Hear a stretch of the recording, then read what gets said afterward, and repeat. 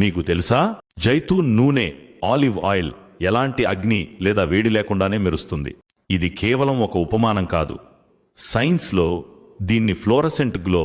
శాస్త్రవేత్తలు చెబుతున్నట్లుగా Zaitoon నూనెపై ultraviolet UV కాంతి వేస్తే దానిలో ఉన్న కొన్ని రసాయనాలు శక్తిని గ్రహించి కనిపించని కాంతిని మెరుపుగా విడుదల చేస్తాయి. అంటే అగ్ని లేకుండానే జైతూన్ నూనె మెరిసిపోతుంది. కానీ ఈ నిజాన్ని ఖురాన్ 1400 సంవత్సరాల క్రితమే సూచించింది. సూరహ్ 24 ఆయత్ 35లో అల్లాహ్ ఇలా తెలియచేశాడు: ఒక జైతూన్ నూనెలో వెలుగులా ఉంటుంది, దానిని అగ్ని తాకకపోయినా అది మెరుస్తూ ఉంటుంది. ఈ వాస్తవం మనకు ఈ పాఠం నేర్పుతుంది.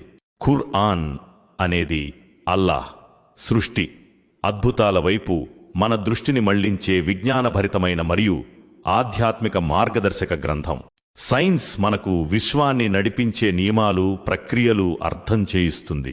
ఈమాన్, విశ్వాసం, మనకు ఈ సమస్త ప్రక్రియల వెనుక అల్లాహ్ యొక్క నూరు, హిక్మత్, జ్ఞానం ఉందని నేర్పుతుంది.